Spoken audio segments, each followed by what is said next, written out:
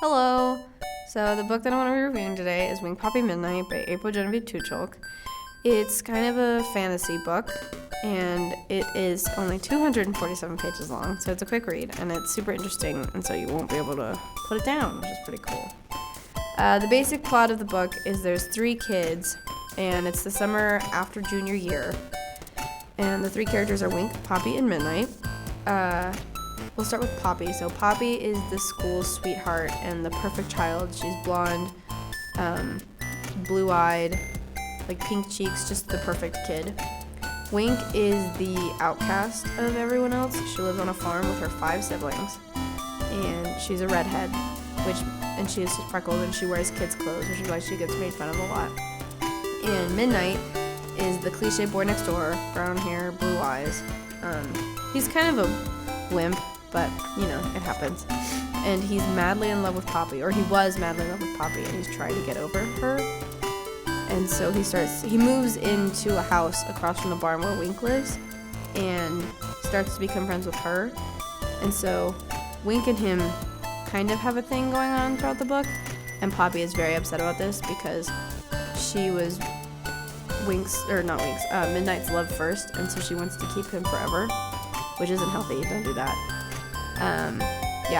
And so the tagline on the book, like on the front page, it says a hero, a villain, and a liar. Who's who? So throughout the book, you're trying to decipher who's lying and who even is the evil one, because you immediately assume it's one person, and then you're like, wait a minute, what if it's not this person? And then you have to decipher throughout the book who's who, which is really cool, and it makes it interesting. So what happens is Midnight moves, and then Poppy follows him, even though the reason he wanted to move is because he wanted to get away from her.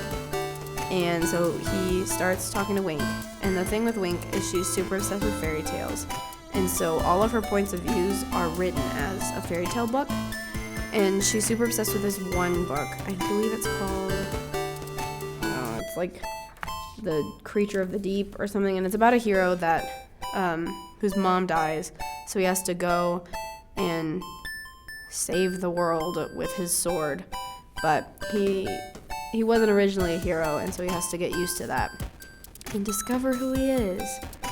So Wink is trying to put him into this role throughout the book, and then Poppy is very upset about this and keeps trying to sabotage everything. And Midnight's okay with Wink, so he pretends to be the hero just to make her happy and so they can be closer. And the end of the book is a total plot twist, which is really fun. I hope I didn't give too much away. So I'm going to read a passage. It's page 39 in the book. It's Wink's perspective, so you'll get a feel for the fairy tale style.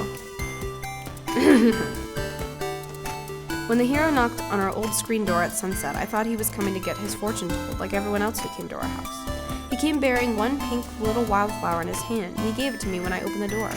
I didn't know what to do with it, so I had just held it in my fist while he stood there looking pleasant and awkward like the ordinary farm boy before destiny knocks and he's forced to pick up the sword and take to the road. I let him inside, and then, before I could change my mind, I asked him if he wanted to go for a walk in the forest.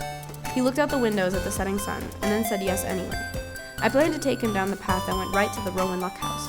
The Roman Luck House was full of bad things and sadness and unforgivables, but I wanted to see what would happen. Midnight waited in our kitchen while I got ready. The orphans surrounded him, asking him questions he didn't know how to answer, mostly about whether he'd seen the ghost of Lucy Rish yet in his house across the road, and if she threw apples at him or if they fell right through her old ghostly hands. He smiled and didn't seem to mind all their asking. I put on a green cotton dress because the tree spirits like green. It had been Mim's dress when she was a girl, and had a white belt. There was only one little hole in the back, but you could hardly see it. I forgot to brush my hair before we left, but I did remember to dust my arms and neck with powdered sugar. It made the mosquitoes come at you, but the night was blustery and I wasn't worried. Besides, the unforgivables will feed on you, unless you give them something sweet. It distracts them, and they leave you alone. Mostly. So yeah, that's the passage of the book from Wink's perspective. And out of all the books that I've read, this is definitely in my top 5. It's a fight between this book and Fangirl by Eleanor Rowell for my number 1 favorite book. The reason I like it so much is the way it's told through 3 different perspectives, and they're kept consistent, and each character Like, their perspectives don't mingle at all, and they're all so different from each other, which is really impressive to me personally. And while I do get annoyed a lot with Midnight, just because he's not the strongest character, I really like Wink and Poppy because they're so fascinating and they're so unique in the way that they're written that you don't expect them to be like that. And they're just so much more, what's what I'm looking for? Dimensional. They have several layers to who they are. Yeah, so that's why I really like this book, and everyone should read it.